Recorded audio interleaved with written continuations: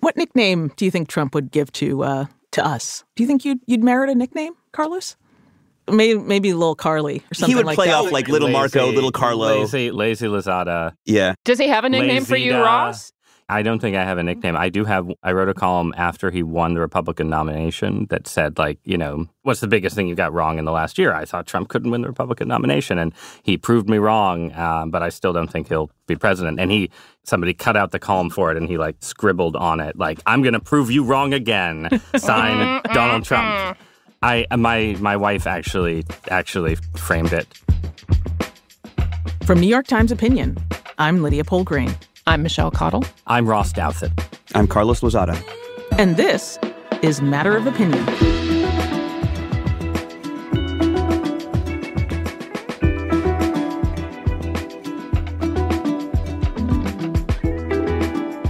We may be 77 weeks out from the election. My God.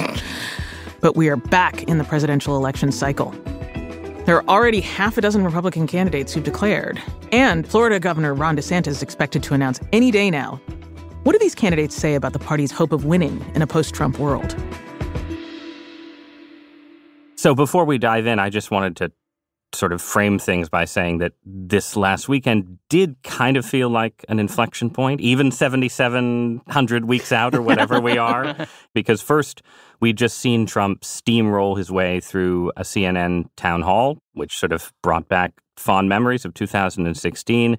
And then he and DeSantis were both supposed to head to Iowa for competing events. And Trump canceled his rally over threats or supposed threats of severe weather. And then the storm didn't materialize, and DeSantis headed for the area where Trump was supposed to appear and basically showed him up with a kind of impromptu Iowa rally. And it actually kind of felt like a real campaign moment rather than the kind of virtual, Twitter-based shadowboxing. And it was also, let's be honest, one of the first really positive headlines that DeSantis has generated in the last couple of months, when really most of the coverage has been about his polling sag and Trump's return to double-digit leads. And so maybe we should start there. Before we launch into DeSantis, which I totally want to do. You're chomping at the bit. You've got DeSantis mania. I want to go back to the 77 weeks thing, right? It's awesome to talk about the Republican field for 2024. I want to know what everyone thinks about that. But at this stage, is it really possible to have any meaningful sense of how things are developing? In 2015, at this point exactly, Scott Walker, Jeb Bush, and Marco Rubio were like the big thing. At this point in 2007, Rudy Giuliani was the man, right? So I remember it well. Do we think there's something unique about this race, i.e. Trump, that makes things clearer and different, 77 weeks out? I think what's unique is you have a one-term defeated president who's trying to come back, and that one-term defeated president is Donald Trump. And of course, in 2016, you had a wide-open primary. Now you have a sort of semi-open primary, right? Because there is this kind of quasi-incumbent who's actually not a current incumbent, which is a very unusual dynamic. It's a very unusual situation, in part because Donald Trump turned the Republican Party into a cult of personality, and it's hard to kind of move on from that. And that's what you're seeing. And I do think it's a little early to kind of know. These things go up and down, and everybody can say, well, it's over. DeSantis has blown his moment. But there's a lot of folks who are still thinking about piling in. There's a lot of donors and even base voters who are very twitchy about kind of where this is all going. There is a lot of Trump fatigue. Trump fatigue is real. We're still looking at, will Mike Pence jump in any day now? There's a lot going on, and you gotta let this play out. Yeah, I'd love for somebody to make the case that DeSantis hasn't peaked.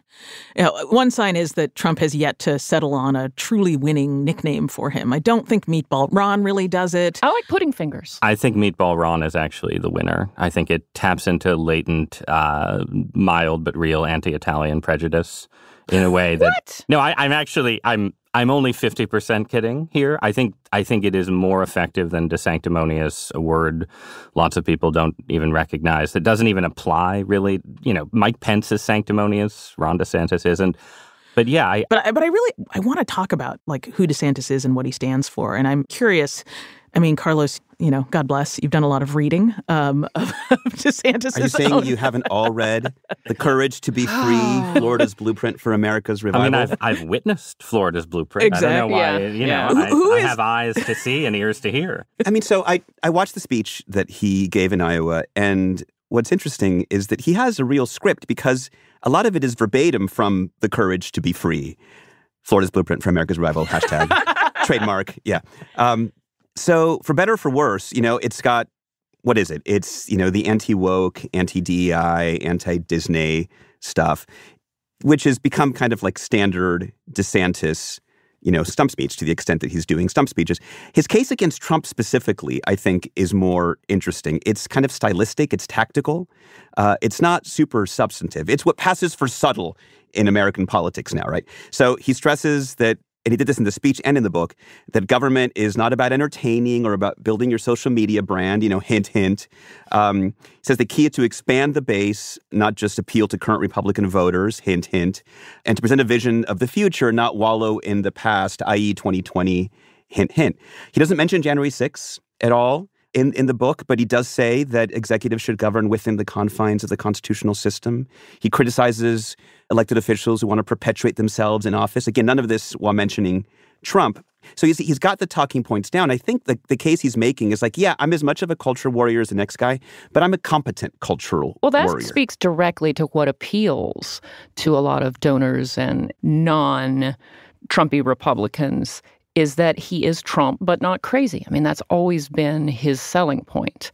So he is just as conservative and just as anti-woke, which is also in these polls something that is very big for Republican primary voters. They want somebody who's anti-woke.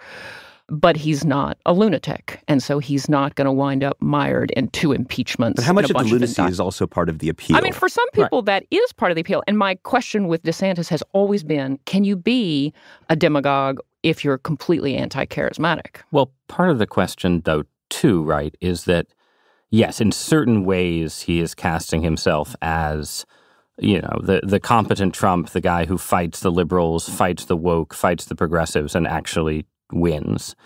But then there are other ways in which, so far, he's not Trump. I'm stealing this from someone on Twitter, so, apologies to whoever said this. but there's homage. But there's a way in which he's sort of like trying to be Ted Cruz, except not Ted Cruz, right? Because if you look back at 2016, what was Ted Cruz's strategy?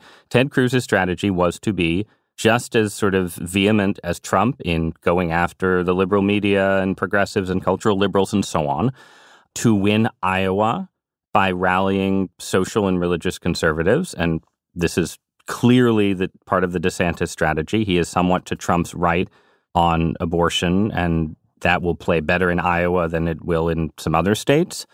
And if you look at what DeSantis has done in Florida, he's been incredibly legislatively successful. But a lot of it is sort of where the conservative movement wants you to be. It's school choice, it's immigration, and so on. But I think that's just a big open question, right? Because we watched Cruz run this play against Trump, say, I'm the truer conservative, I can fight the libs too, and it didn't work. One reason it didn't work, though, was that the entire Republican establishment hated Ted Cruz, and lots of establishment Republicans in the end were like, okay, binary choice, Ted Cruz, Donald Trump, I gotta go with Trump. And DeSantis is, I think, assuming that will not be the case with him.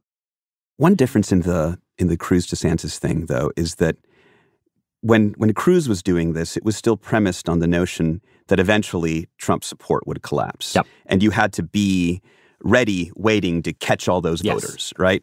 It didn't. And now we know that Trump can win, right? So you can't just sort of sit there in the holding pattern waiting for the support to collapse, thinking that you have the proper set of views that will allow you to scoop up those voters. So I don't know that the Cruz playbook then makes a lot of sense. Yes, I think that's right. Precisely because Republican voters have now voted for Trump twice in presidential elections. There is this bond with him even, through January 6th and afterward. That kind of full tilt, never Trump kind of line is not what you want to do. And instead, you have to hope that you can say, look, Trump says the election was stolen, but who was in charge?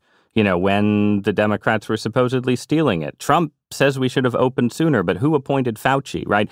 Trump says all these people betrayed him, but who appointed them? And see if that works. I don't know if it will, but I think that's the needle thread you have to try. What's interesting, both in the speech and in the book, DeSantis, when he talks about Florida's COVID response and he's bragging about that, the contrast is always with Anthony Fauci. It's never with Donald Trump, right? It's always Fauciism and, the Iron Curtain of Fauciism descended upon America and Florida was, West Berlin and all the rest. And it's this attack on like the Faucian dystopia and never on sort of the person who was in charge during the first year of COVID. He's attacking him by proxy, right? It's always this kind of subtlety to it. And subtlety doesn't really play so well with primary voters in the GOP. With this primary voting base. I mean, that will be one of the interesting things to see is as the primary heats up and you have to have head-to-head conflict, how is DeSantis going to thread that? I mean, Trump has said that he will probably skip a couple of primary debates, but he's presumably planning to show up for some of them. Kind of what does that look like? The stage could collapse by that point. There could be so many people on it, but DeSantis won't be able to duck that forever, in part because, as you say, you can't just be subtle in this political environment. I mean, I think the other thing is that, aggrieved victimhood is the most comfortable groove for Trump to be in when he's appealing to his base. And I think that there's something very powerful in that, I am your vengeance. I am the person who stands in for you. And I think that if you couple that, and Ross, you alluded to this, to his very careful positioning on abortion. I think he has a very clear sense that that's a vulnerability going into the general election and that is a place where he has in the past and can continue to in the future bob and weave and find a way through and perhaps have a shot at, taking back some of the upper Midwest. If abortion is not on the ballot, then his kind of squishy stated opinion of like, we're going to leave it to the states, maybe prevents a huge turnout from coming out in a state like Michigan and gives him a shot at it again. That feels like an unlikely set of events, but the combination of grievance and the ability to kind of hold multiple contradictory views at once feels like very powerful to me. Well, this is the advantage of being someone who's running on a personality-based campaign as opposed to somebody who's running on principles or policies or ideology. Trump is just all about, I'm a victim, you're a victim, they're out to get us, and that gives him an awful lot of wiggle room. One thing I wanted to get your read on about Ron DeSantis is this weird tick he has. It came up in the Iowa speech. He mentions it twice in the book, where he often talks about how much money he could have made if he had gone on to practice law after Harvard Law School rather than going into the Navy. And I think of that in terms of the sort of discussions about populism and like what lane he represents. Is it because, like he said in this Iowa speech, he said, I could have made boatloads of money, but I didn't. I chose to serve. Is that a contrast to Trump being wealthy and not serving? Is that him saying, well, I could be a rich guy too? It's connected to his very kind of conflicted relationship with his education. He talked about his academic pedigree in Iowa, which was super weird. And he often talks about, how he went to Yale and Harvard, but like how much he hated it. He both wants the like elite validation of Yale and Harvard, and the street cred. Who doesn't? Who hasn't taken that approach in their professional career, Carlos? Come on. But like Trump, Trump straight up brags about Wharton, right? Like, yes. He's made his choice, right? DeSantis is trying to kind of both be like, fancy school educated guy and populist, and that just doesn't ring true. You got to pick who you are. You find this with a lot of the top Republicans. I mean, Ted Cruz has the Ivy degrees and he gets to sit around and complain about the elites. I mean, Tom Cotton, a lot of these guys try to do that. And with Trump, I think what worked for him is he grew up rich, but nobody ever respected him. The elites always looked down on him, and he knew that, and he carries that bitterness with him, and it is genuine. It is possibly the most genuine thing about Trump, is just his aggrieved sourness that nobody ever gave him what he deemed the proper respect.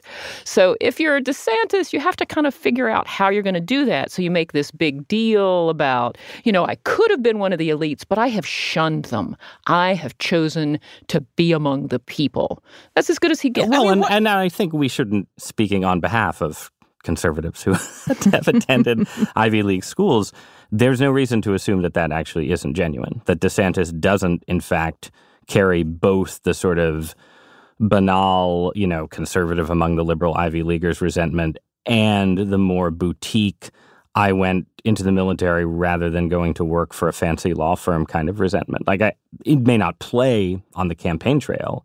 I wouldn't sort of chalk it up to a pose. I think the fact that you sort of notice this suggests to me that maybe it's really genuine. I think he is genuine. It really comes up all the time. I think it's definitely genuine. I will just say that there's nothing more elite than getting a very, very high-toned education and then going into a prestigious but low-paid field like public service. Or podcasting. Podcasting.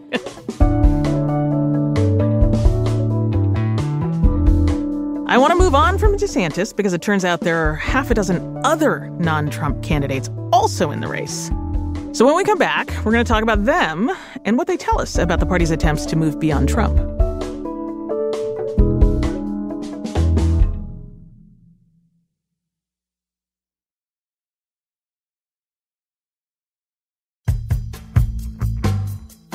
And we're back. So I wanted to push the conversation a bit further than Trump and DeSantis, because I think there are actually really interesting insights into the Republican Party writ large that you can get from looking at the rest of the field. And I'm curious, who are the candidates that you're most interested by, find that they reveal something rich and interesting about the Republican Party today? Michelle, you're looking at me. You have a thought. I do have a thought. I think Tim Scott, for me, is what the Republican Party kind of wants itself to be on some level. It's like the only Black Republican senator. And that gives the party sort of this way to not think of itself as a bunch of grumpy old white racist guys.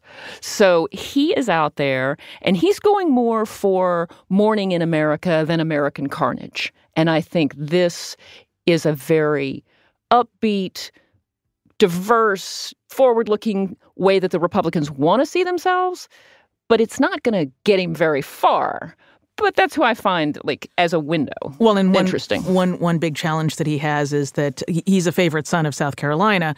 There's another South Carolinian in the race, and that's Nikki Haley, former governor. She's also represents diversity. She's Indian American, and also I think does not have a prayer of winning the nomination. I think Haley and Scott together, I agree with Michelle that they sort of represent a self-image of the Republican Party, especially the pre-Trump Republican Party.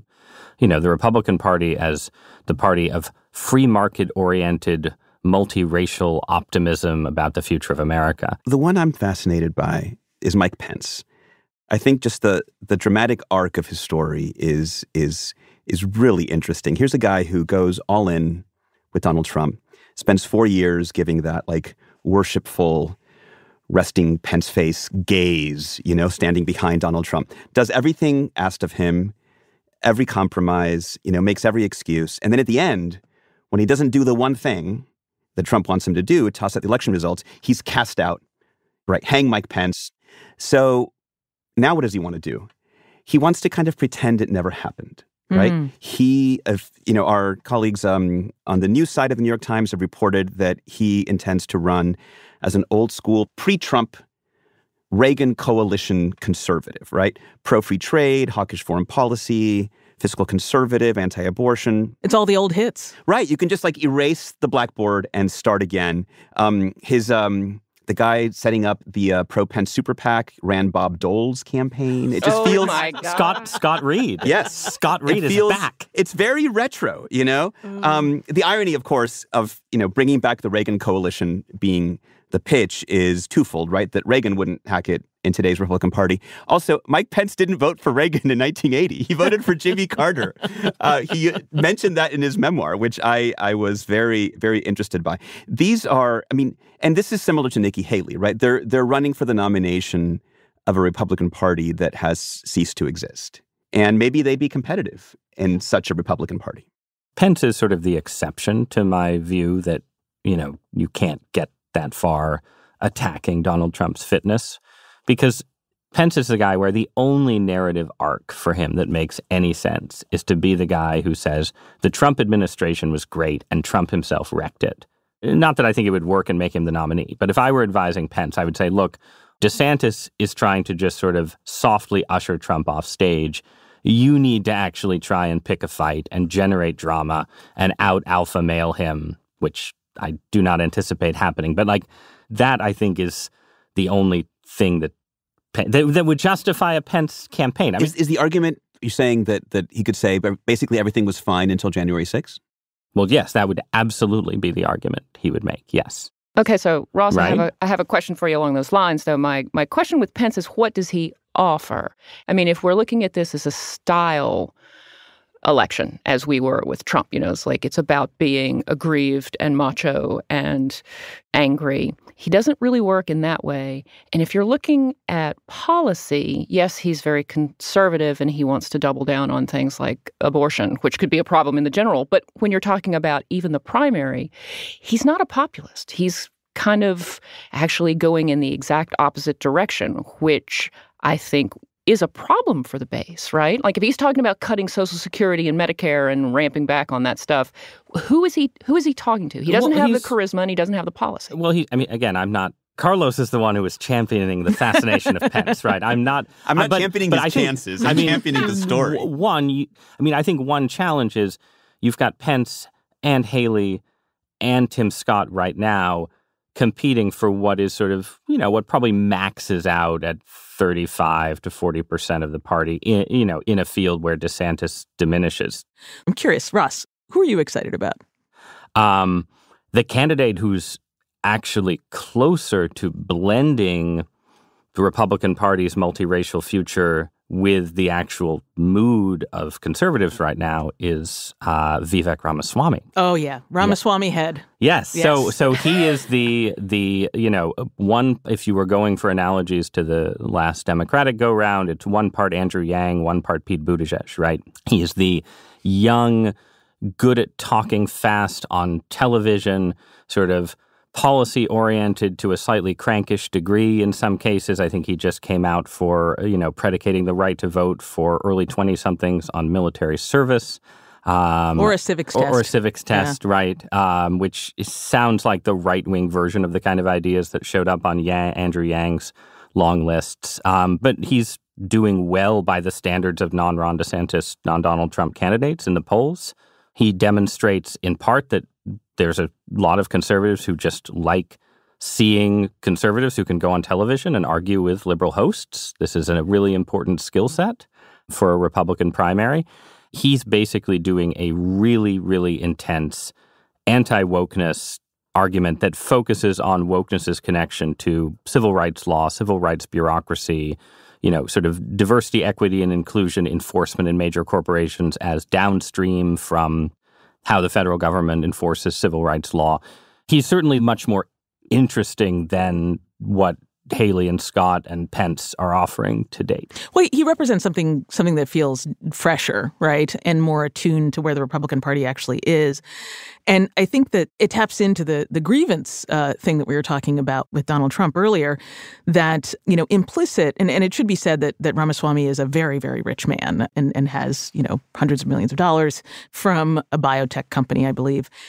Also went to Yale, like Ron DeSantis. So he's a rich guy, but he's a rich guy that was not born with a silver spoon in his mouth, and can sort of credit himself for being a very successful businessman.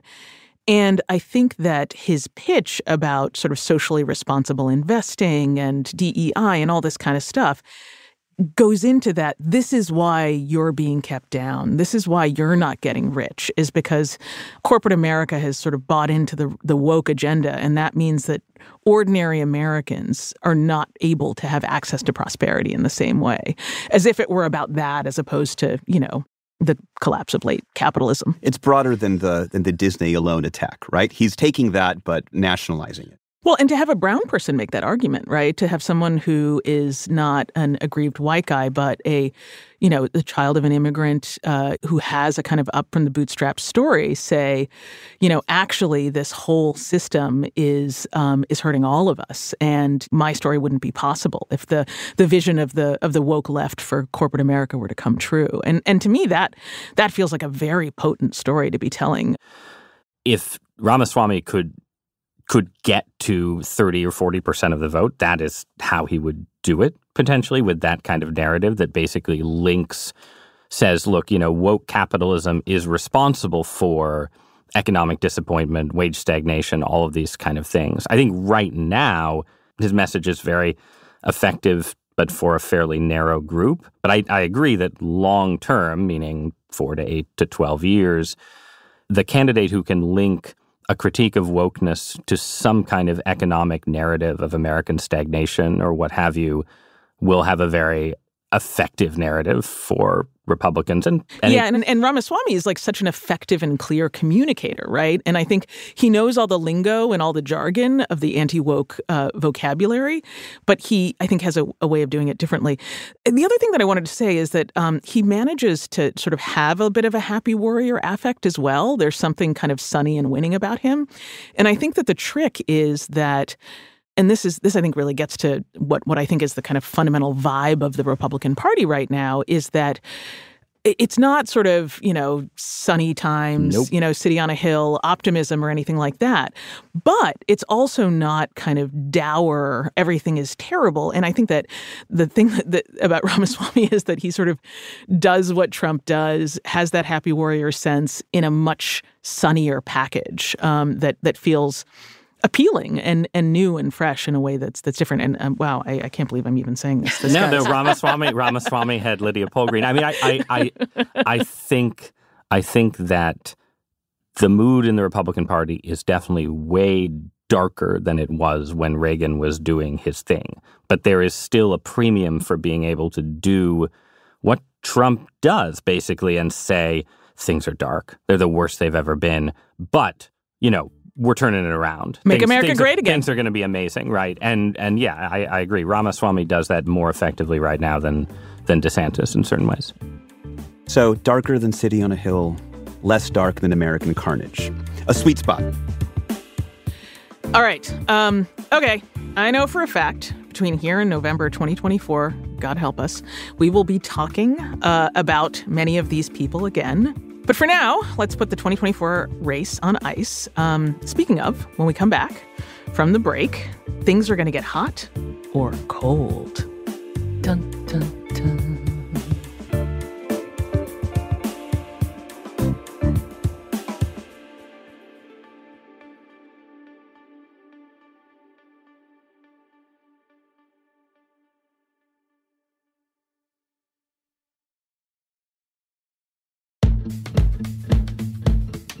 And we're back. Let's do our hot cold. It's the moment when one of us shares something that we're hot for, cold on, or somewhere on the thermometer between. Michelle, you said you have a hot cold this week? Oh, I am red hot on the flash cult of Hannah Waddingham.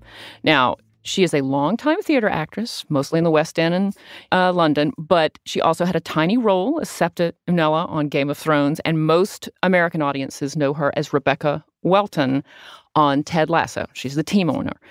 But she has, in recent weeks, emerged as this global phenom, as one of the presenters on Eurovision. We all love Eurovision. Yes, the international music competition where you have all these like dozens of bands come together or singers come together and compete. And it was basically, the show was stolen by Hannah. She is 5'11" with platinum blonde hair and a voice that just goes through the roof. And so she would do these amazing vocal riffs, or she would do these wacky dances, and you're in like in these massive rainbow-hued ball gowns with heels, and it was just this great spectacle, and the audience went crazy. I was like, I had to actually go back and look up even who won this year. Sweden, incidentally. Sweden won Eurovision, but it was really Hannah Waddingham who had everybody going crazy for her. And what I'm hoping now is that Ted Lasso is in its final season. She's coming off Eurovision. I'm now hoping, maybe she could run for president. I mean, she's British, but does that really matter? I mean, maybe a nice cabinet position, perhaps. But it was just kind of this glorious moment where this kind of everybody was cheering this bizarre theater phenom who was taking over the airwaves. But she was the host. She was not a contestant. No, she was one of the presenters, but it didn't matter. I am completely in the tank here, and she is now she's now my hero. I'm just glad that something good will come out of the horror of the last 2 seasons of Ted Lasso. The first season was so great, and then it just really went downhill. It's kind of a little dark. Yeah, but at least they're calling it quits. There are a lot of shows calling it quits, and that's one of them. It's time. Yeah. It's time to pull the plug. Listen, speaking of pulling the plug. Surprise announcement. Episode 2 will be our concluding episode. We've enjoyed our time with you. Sorry, guys. No, you're not getting off that easy. We're going to keep making this podcast whether you like it or not. But I think that that's a wrap. So we will see you guys next week. Bye, guys.